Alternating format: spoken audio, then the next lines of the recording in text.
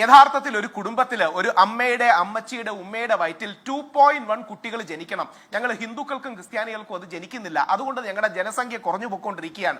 ഈ ഭയവും ഈ പേടിയും ഉള്ളിലിട്ടുകൊണ്ട് നമ്മൾ ഉണ്ടാക്കുന്ന കള്ളങ്ങളാണ് ഈ ലവ് ജിഹാദ്, സ്ത്രീകളെ തട്ടിക്കൊണ്ടുപോകുന്നു, അത് ചെയ്യുന്നു, ഇത് ചെയ്യുന്നു തുടങ്ങിയ കാര്യങ്ങൾ. അവിടെ അതാണ് രാഹുലെ ആ പറഞ്ഞത് പോയിന്റാണ്. നാട്ടുകാർക്ക് പിള്ളേരെ ഉണ്ടാക്കാൻ അറിയാത്തതിന് മുസ്ലിമീങ്ങളെ കുറ്റം പറഞ്ഞിട്ട് വല്ല കാര്യമുണ്ടാ? ഞങ്ങളെ സംബന്ധിച്ചിടത്തോളം ജനസംഖ്യയിൽ ഒന്നാമതാകാൻ വേണ്ടി ഒന്നുമല്ല ഞങ്ങൾ ഈ കടപ്പുറയിലേക്ക് പോകുന്നത്. മറിച്ച് മക്കളെ കൊണ്ടുള്ള സമ്പൽ സമൃദ്ധി എന്നുള്ളത് ജീവിതത്തിന്റെ അലങ്കാരമാണ്. നമ്മുടെ ശേഷി കെടുന്ന സമയത്ത് നമുക്ക് താങ്ങാകാൻ ധാരാളം മക്കളുണ്ടാകുക എന്നുള്ളത് അതും ഒരു കരുത്തുമാണ്. എന്തിനേറെ ഞങ്ങൾ മുസ്ലിമീങ്ങളെ സംബന്ധിച്ചിടത്തോളം ആധ്യാത്മിക തലത്തിൽ ചിന്തിക്കുമ്പോൾ മരണാനന്തരം ഞങ്ങളുടെ ഖബറിന്റെ സമീപത്ത് വന്ന് ഈ മറ്റ മക്കൾ പ്രാർത്ഥിക്കണമെന്ന് ആഗ്രഹിച്ച, അല്ല ഇത് രാജ്യം വെട്ടിപ്പെടുക്കണമെന്നോ രാജ്യത്തിലെ ജനസംഖ്യാ നിരക്കിൽ ഒന്നാമതാകണമെന്നോ ഇന്ത് വരെ കടപ്പുറയിൽ പോട്ടെ എന്റെ പൊന്നാണോ എന്റെ പൊന്നെണ്ണാ ഞങ്ങൾ വിചാരിച്ചിട്ടില്ല. ഇങ്ങനെയൊന്നും വിചാരിക്കല്ലേ നിങ്ങൾ. നോക്കൂ, കത്തോലിക്ക സഭ അടക്കം 2 പിള്ളേരുണ്ടാക്കിയാൽ അല്ലെങ്കിൽ 3 പിള്ളേരുണ്ടാക്കിയാൽ എല്ലാ ചെലവും എല്ലാ ആനുകൂല്യവും തരാമെന്ന് പറഞ്ഞപ്പോഴും ക്രൈസ്തവ സഹോദരങ്ങൾ എന്താ പറഞ്ഞത്? എന്റെ പൊന്നാരെണ്ണ ഞങ്ങളെ കൊണ്ട് വയ്യെന്നുള്ളതാണ്. മക്കൾ ധാരാളം ഉണ്ടാക്കാനും ആ മക്കളെ ഏറ്റെടുത്ത് പഠിപ്പിച്ച് അവരെ സ്തുതിർഹമായ സ്ഥാനത്ത് എത്തിക്കാനും ഒക്കെ ഒരു മനശേഷി വേണമെന്നേ. അത് പടച്ച തമ്പുരാൻ ഞങ്ങൾക്ക് തന്നിട്ടുണ്ട്. അത് കണ്ടിട്ട് ആരും വെള്ളമുറക്കണ്ട. രാഹുൽ ഈശ്വർ ഒഴിച്ചുള്ള നല്ലവനായ രാഹുൽ ഈശ്വർ നല്ലൊരു ഹിന്ദുവാണ്. ഈ രാഹുൽ ഈശ്വർ ഒഴിച്ചുള്ള സകല എംബോക്കികൾ ഞങ്ങളെ വിളിക്കുന്നത് മുറിയന്മാരെ എന്നാണ്. അഥവാ ഞങ്ങൾ അപൂർണന്മാരെന്നാ പറഞ്ഞതിന്റെ അർത്ഥം.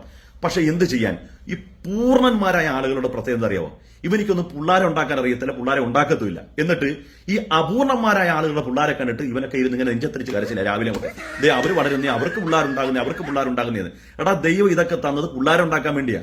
അത് ഉണ്ടാക്കാൻ വയ്യാതെ നീയൊക്കെ നെഞ്ചത്തരിച്ച് കരഞ്ഞിട്ട് കാര്യം. കഴിഞ്ഞ ദിവസം ഒരു VHP നേതാവിന്റെ രോദനം കണ്ടില്ലേ? ഹിന്ദു യുവാക്കൾക്ക് പെണ്ണ് കിട്ടുന്നില്ലെങ്കിൽ അന്യ സമുദായത്തിൽ നിന്ന് പ്രേമിച്ചു കൊണ്ടുവരാൻ. ഇവനൊന്ന് പെണ്ണ് പോലും കൊടുക്കുന്നില്ല ആളുകൾ. ഒന്ന് കെട്ടാൻ പെണ്ണില്ല, 2 പെണ്ണും കിട്ടുന്നില്ല. അതിന് ഈ കരയാണ്, നിലവിളിക്കുകയാണ്. അതിന് ബാക്കിയുള്ള പഴികൾ മുഴുവൻ മുസ്ലിമീങ്ങൾക്ക്. അതിന്റെ പേരിൽ ലവ് ജിഹാദ്. മനശേഷിയുള്ളവന് പിള്ളേരെ ഉണ്ടാക്കും. ഇവിടെ കൃഷ്ണകുമാർ 4 പിള്ളേരുണ്ട്, സുരേഷ് ഗോപിക്കുണ്ട് അതേ കണക്കിൽ. ഇതിനൊക്കെ എന്ത് പറയണം? രാജ്യം പിടിക്കാൻ വേണ്ടിയാണെന്ന്. മേത്തിന് പിള്ളേരെ ഉണ്ടാകുന്നതിനെ കണ്ടിട്ട് പിള്ളേരെ ഉണ്ടാക്കാതെ കലങ്ങിന്റെ മൂടി കയറി ഇരുന്ന് നിലവിളിച്ചിട്ട് വല്ല കാര്യമുണ്ടാ? എടാ, ഇതിനൊക്കെ ദൈവം തന്ന വരദാനം ഉപയോഗിക്കടാ. വീട്ടിലോട്ട് പോടാ.